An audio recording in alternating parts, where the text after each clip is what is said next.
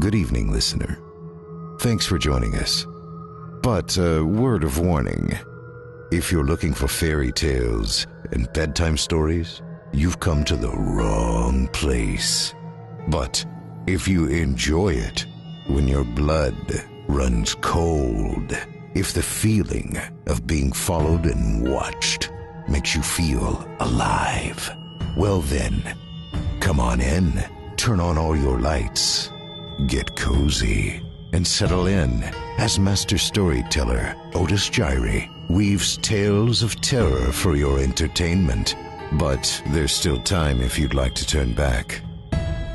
Ah, still here. Good. Who needs sleep anyway? You're listening to Horror Story Time.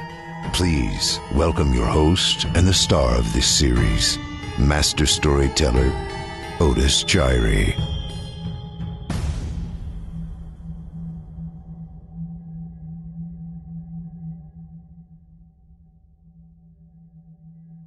NoEnd House by an anonymous author. Let me start off by saying that Peter Terry was addicted to heroin. We were both friends in college and continued to be after I graduated. Notice that I said I. He dropped out after 2 years of barely cutting it. After I moved out of the dorms and into a small apartment, I didn't see Peter as much. We would talk online every now and then. AIM was king in pre-Facebook days. There was a period where he wasn't online for about 5 weeks straight. I wasn't worried. He was a pretty notorious flake and drug addict, so I assumed he just stopped caring. But then, one night, I saw him come on. Before I could initiate a conversation, he sent me a message. "David, man, we need to talk." That was when he told me about NoEnd House. It got that name because no one had ever reached the final exit. The rules were pretty simple and cliché. Reach the final room of the building and you win $500, 9 rooms in all. The house was located outside the city, roughly 4 miles from my house. Apparently he had tried and failed. He was a heroin and who knows what else addict, so I figured the drugs got the best of him and he wigged out at a paper ghost or something. He told me it would be too much for anyone, that it was unnatural. I didn't believe him. Why would I? I told him I would check it out the next night, and no matter how hard he tried to convince me otherwise, $500 sounded too good to be true. I had to. I set out the following night. This is what happened. When I arrived, I immediately noticed something strange about the building. Have you ever seen or read something that shouldn't be scary, but for some reason a chill crawls up your spine? I walked toward the building, and the feeling of uneasiness only intensified as I opened the front door. My heart slowed, and I let a relieved sigh leave me as I entered. The room looked like a normal hotel lobby decorated for Halloween. The sign was posted in place of a worker. It read, "Room 1, this way. 8 more to follow. Reach the end and you win." I chuckled and made my way to the first door. The first area was almost laughable. The decor resembled the Halloween aisle out of Kmart, complete with sheet ghosts and animatronic zombies that gave a static growl when you passed by. At the far end was an exit, the only door besides the one I entered through. I brushed through the fake spiderwebs and headed for the second room. I was greeted by fog as I opened the door to room 2. The room definitely upped the ante in terms of technology. There was not only a fog machine, but a bat hung from the ceiling and flew in a circle. Scary. They seemed to have a Halloween soundtrack that one would find in a 99-cent store on loop somewhere in the room. I didn't see a stereo, but I guessed they must have used a PA system. I stepped over a few toy rats that wheeled around and walked with a puffed chest across the room to the next area. I reached for the doorknob, and my heart sank to my knees. I did not want to open that door. A feeling of dread hit me so hard I could barely even think. Logic overtook me after a few terrified moments, and I shook it off and entered the next room. Room 3 is when things began to change. On the surface, it looked like a normal room. There was a chair in the middle of the wood-paneled floor. A single lamp in the corner did a poor job of lighting the area, and it cast a few shadows across the floors and walls. That was the problem. Shadows. Plural. In addition to the shadow being cast by the chair, there were others. I had barely walked in the door, and I was already terrified. It was at that moment that I knew something wasn't right. I didn't even think as I automatically tried to open the door I came through. It was locked from the other side. That set me off. Was someone locking it as I progressed? There was no way. I would have heard them. Was it a mechanical lock that set automatically? Well, maybe. But I was too scared to really think. I turned back to the room and the shadows were gone. The chair's shadow remained, but the others were gone. I slowly began to walk. I used to hallucinate when I was a kid, so I wrote off the shadows as a figment of my imagination. I began to feel better as I made it to the halfway point of the room. I looked down as I took my steps, and that's when I saw it, or didn't see it. My own shadow wasn't there. I didn't have time to scream. Without thinking, I ran as fast as I could to the other door and flung myself into the room beyond. The fourth room was possibly the most disturbing. As I closed the door, all light seemed to be sucked out and put back in the previous room. I stood there, surrounded by darkness, and I couldn't move. I wasn't afraid of the dark, never have been, but I was absolutely terrified. All sight had left me. I held my hand in front of my face, and if I didn't know I was doing so, I would never have been able to tell. Darkness isn't a sufficient word to describe it. I couldn't hear anything, nothing but dead silence. When you're in a soundproof room, you can still hear yourself breathing. You can hear yourself being alive. I couldn't. I began to stumble forward. After a few moments, my rapidly beating heart the only thing I could feel. There was no door in sight. I wasn't even sure there was a door this time. The silence was then broken by a low hum. I felt something behind me. I spun around wildly, but could barely even see my nose. I knew it was there, though. Regardless of how dark it was, I knew something was there. The hum grew louder, closer. It seemed to surround me, but I knew whatever was causing the noise was in front of me, inching closer. I took a step back. I had never felt that kind of fear. I can't really describe true fear. I wasn't even scared I was going to die. I was scared of what the alternative was. I was afraid of what this thing had in store for me. Then the lights flashed for less than a second, and I saw it. Nothing. I saw nothing. And I know I saw nothing there. The room was again plunged into darkness, and the hum became a wild screech. I screamed in protest. I couldn't stand to listen to the sound for another minute. I ran backwards, away from the sound, and fumbled for the door handle. I turned, and as I did so, I fell into room 5. Before I describe room 5, you have to understand something. I am not a drug addict. Short of the childhood hallucinations I mentioned earlier, I have had no drug history, no abuse, or any sort of psychosis. And in my younger years, I only suffered from such hallucinations when I was really tired or just waking up. I entered the NoEnd house with a clear head. After falling in from the previous room, my view of room 5 was from my back looking up at the ceiling. What I saw didn't scare me, it simply surprised me. Trees had grown into the room and towered above my head. The ceilings in this room were taller than the others, which made me think I was in the center of the house. I got up off the floor, dusted myself off, and took a look around.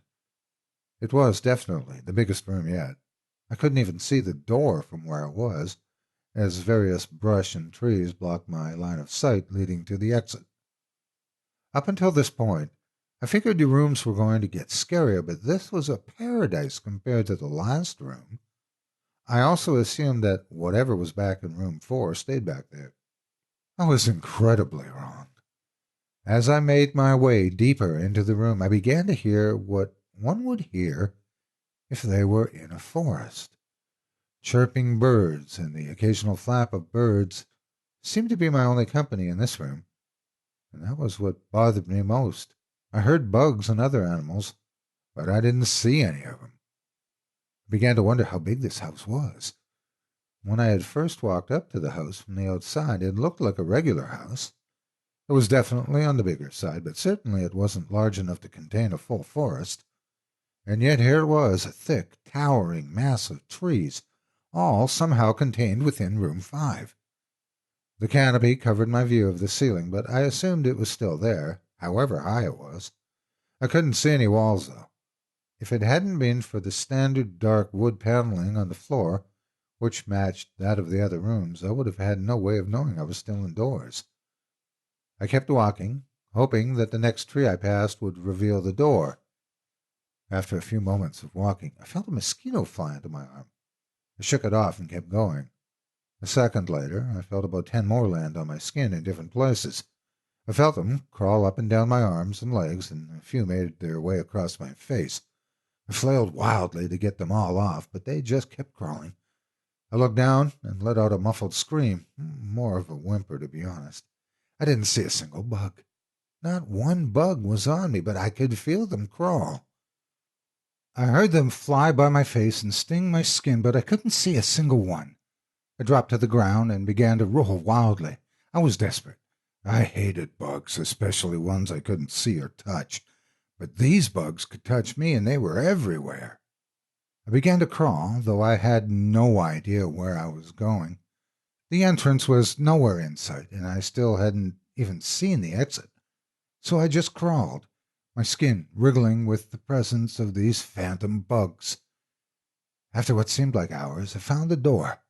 I grabbed the nearest tree and propped myself up, mindlessly slapping my arms and legs to no avail. I tried to run, but I couldn't. My body was exhausted from crawling and dealing with whatever it was that was on me. I took a few shaky steps to the door, grabbing each tree on the way for support. It was only a few feet away when I heard it, the low hum from before.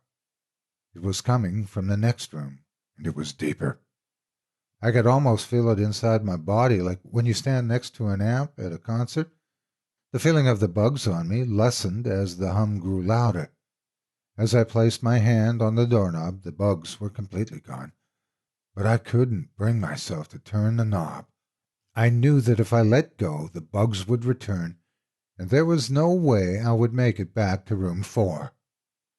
I just stood there, my head pressed against the door marked with the number 6, and grasped the knob with my shaking hands. By that point, the hum was so loud I couldn't even hear myself pretend to think. There was nothing I could do but move on. Room 6 was next, and room 6 was hell. I closed the door behind me, my eyes held shut and my ears ringing. The hum was surrounding me. As the door clicked into place, the hum quickly lessened in intensity and was soon gone. I opened my eyes in surprise, and the door I had shut was gone. It was just a wall now. I looked around in shock. The room was identical to room 3, with the same chair and lamp, but with the correct number of shadows this time. The only real difference was that there was no exit door, and the one I entered through was now gone. As I said before, I had no previous issues in terms of mental instability, but at that moment I fell into what I know now as insanity. I didn't scream. I didn't make a sound. At first I scratched, softly. The wall was tough, but I knew the door was there somewhere. I just knew it was.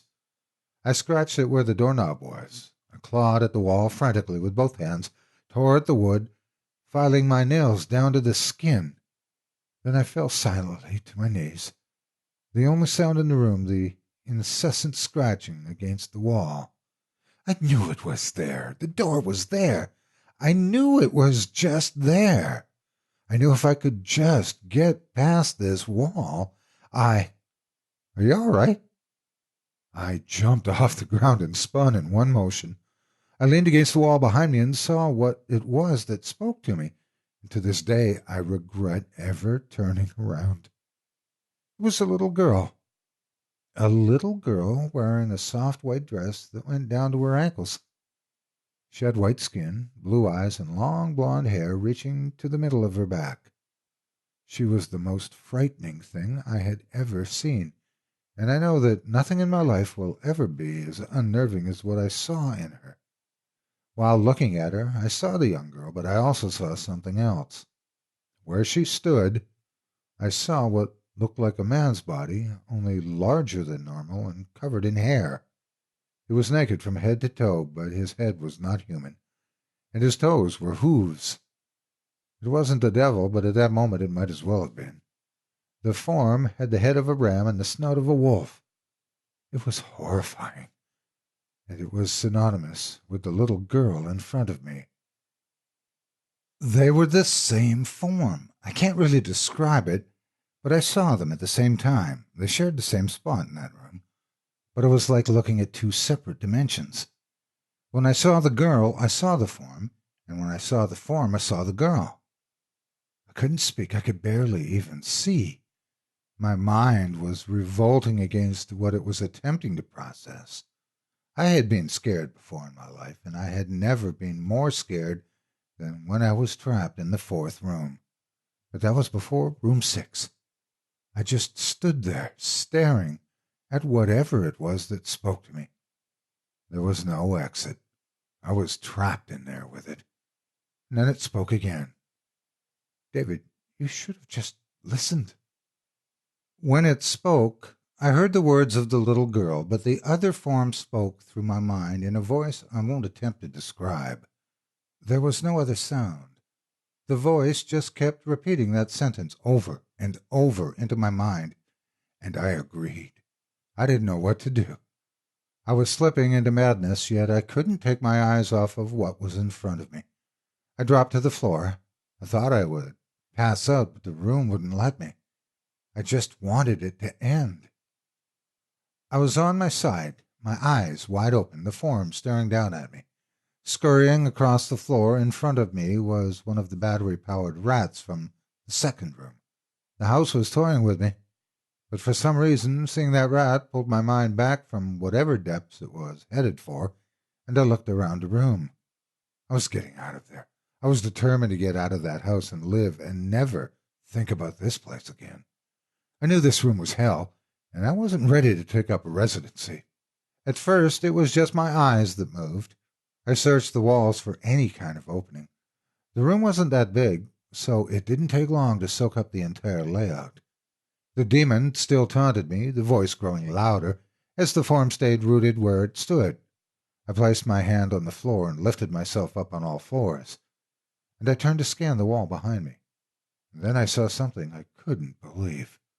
The form was now right at my back, whispering into my ear, "You shouldn't have come, David."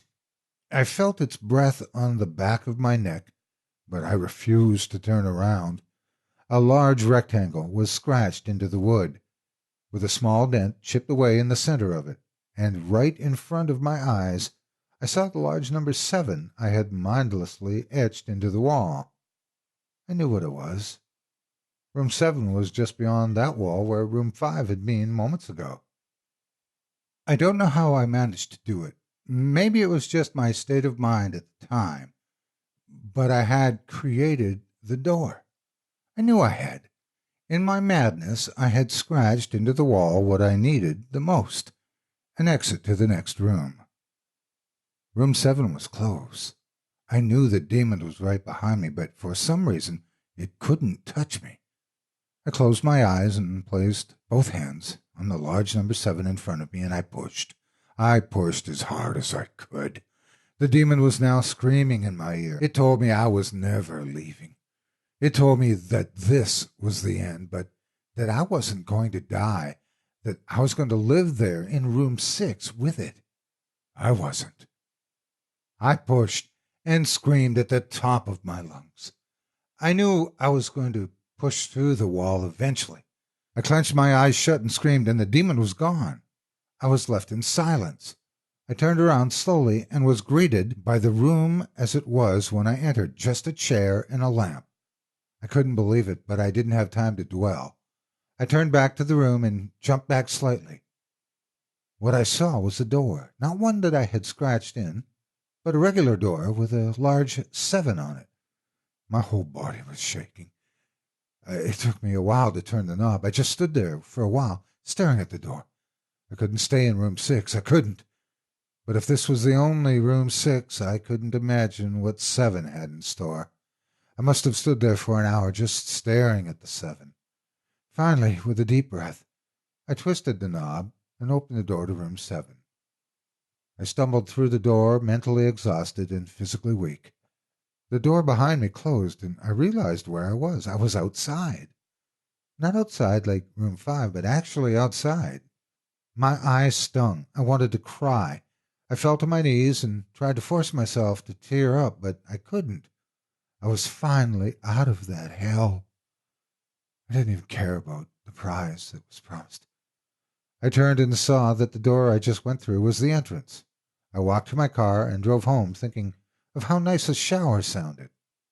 As I pulled up to my house, I felt uneasy.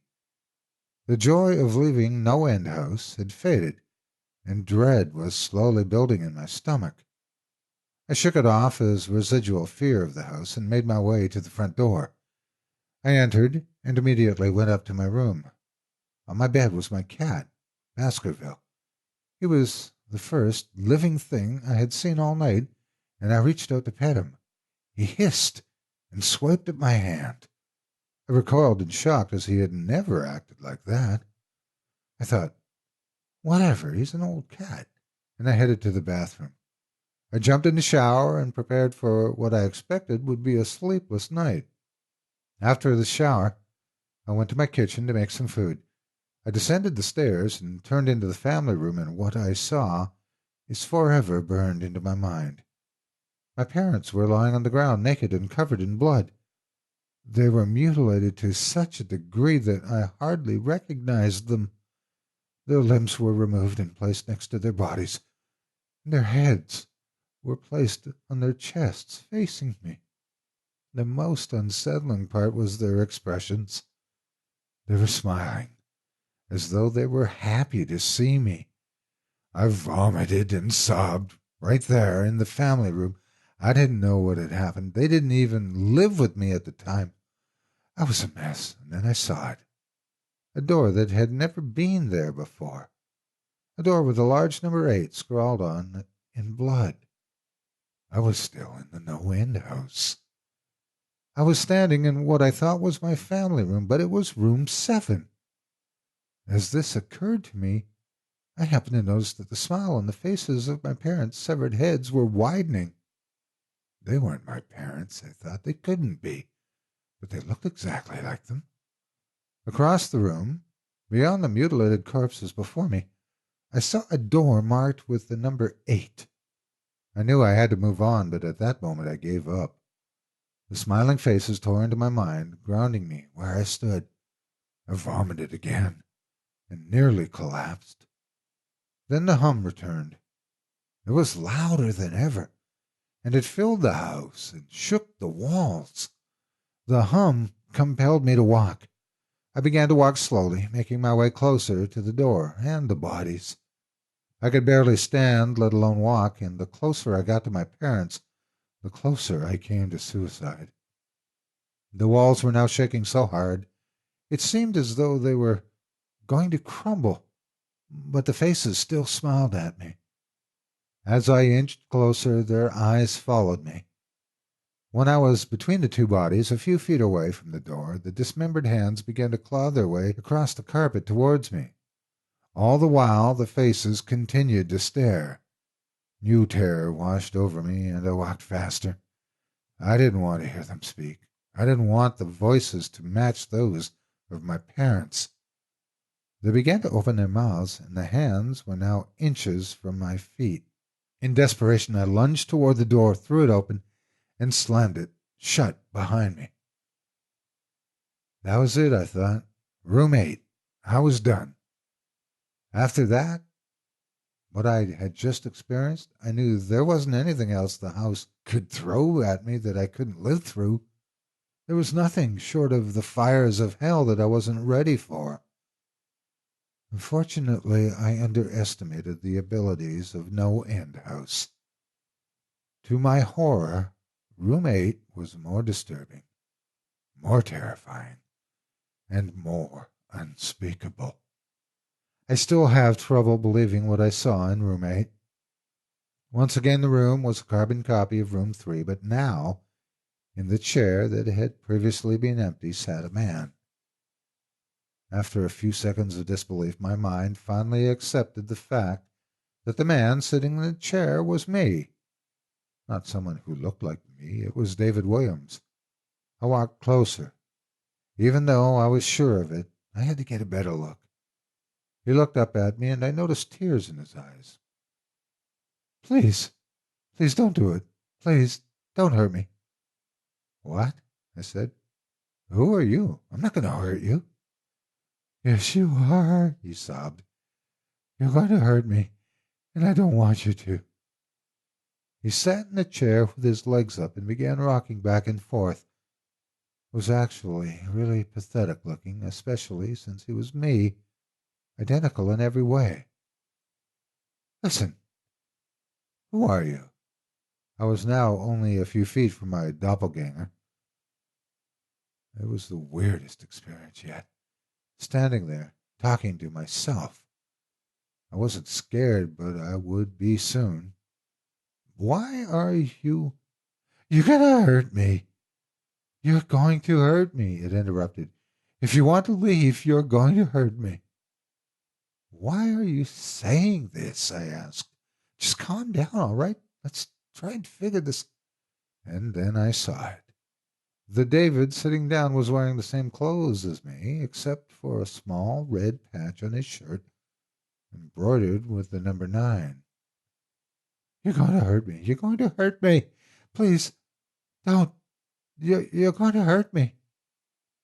My eyes didn't leave that small number on his chest. I knew exactly what it was. The first few doors had been plain and simple, but after a while they got a little more ambiguous. 7 had been scratched into the wall, but by my own hands. 8 had been marked in blood above the bodies of my parents. But 9, this number was on a person, a living person. And worse still, it was on a person that looked exactly like me. David, I had to ask. Yes. You're going to hurt me. You're going to hurt me. He continued to sob and rock. He answered to David. It was me, right down to the voice. But that 9. I paced around for a few minutes while he sobbed in his chair. The room had no door, and similarly to room 6, the door I came through was gone.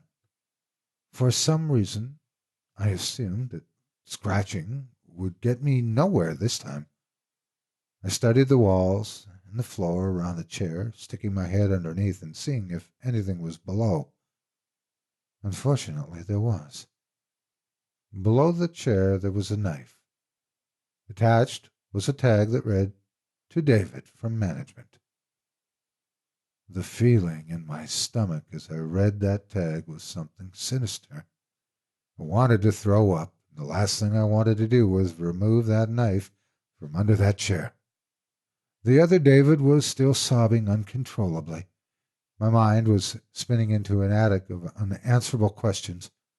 Who put this here? And how did they get my name? Not to mention the fact that as I knelt on the cold wood floor, I also sat in that chair, sobbing in protest of being hurt by myself. It was all too much to process. The house and the management had been playing with me this whole time. My thoughts, for some reason, turned to Peter and whether or not he got this far. And if he did, if he met a Peter Terry sobbing in this very chair, rocking back and forth, what did he do? I shook those thoughts out of my head. They didn't matter. I took the knife from under the chair, and immediately the other David went quiet. "David," he said in my voice, "what do you think you're going to do?" I lifted myself from the ground and clenched the knife in my hand. "I'm going to get out of here." David was still sitting in the chair, though he was very calm now. He looked up at me with a slight grin. I couldn't tell if he was going to laugh or strangle me. Slowly he got up from the chair and stood facing me. It was uncanny. His height and even the way he stood matched mine. I felt the rubber hilt of the knife in my hand and gripped it tighter. I didn't know what I was planning on doing with it, but I had a feeling I was going to need it. "Now," his voice was slightly deeper than my own, "I'm going to hurt you. I'm going to hurt you, and I'm going to keep you here." I didn't respond. I just lunged and tackled him to the ground. I mounted him and looked down, knife poised and ready. He looked up at me, terrified. It was like I was looking in a mirror. Then the hum returned, low and distant, though I still felt it deep in my body. David looked up at me as I looked down at myself. The hum was getting louder, and I felt something inside me snap. With one motion, I slammed the knife into the patch on his chest and ripped down.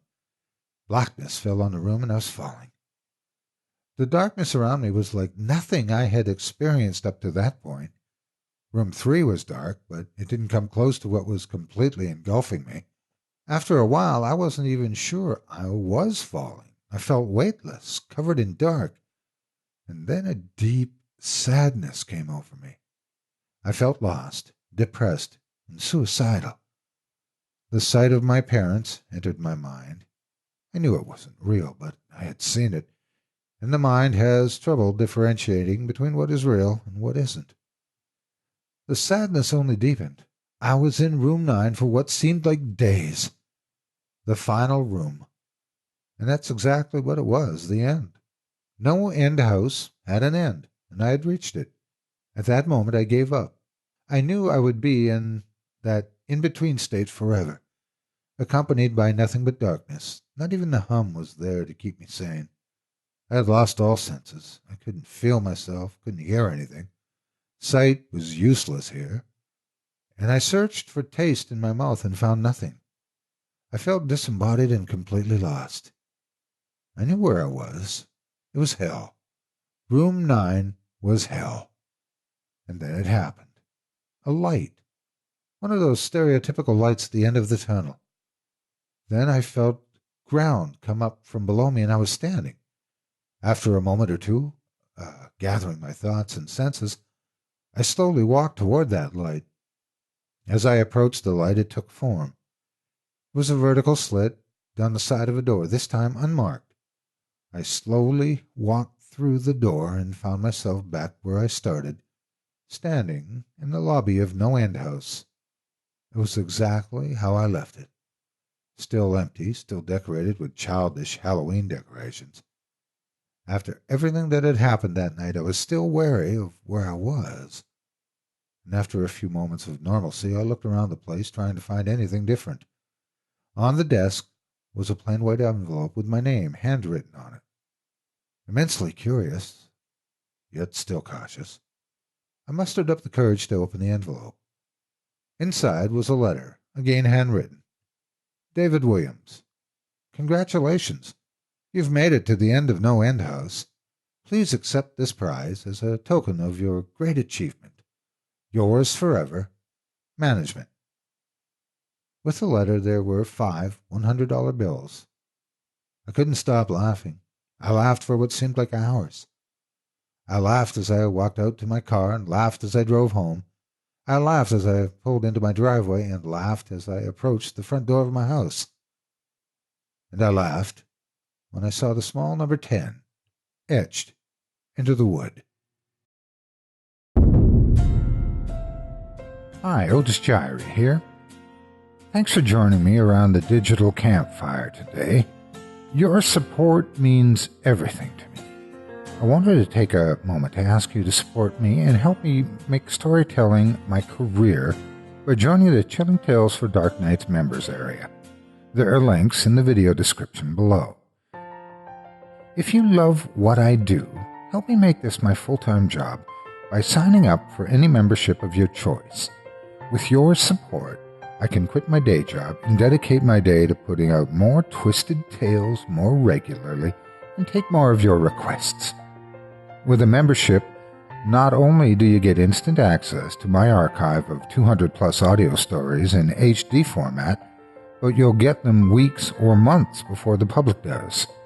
You'll also get access to the full archive of hundreds of fully produced Chilling Tales for Dark Nights tales, including several narrated by me, and advanced access there as well. In addition to that, you'll get exclusive members-only access to private monthly livestream events and direct access to me and the rest.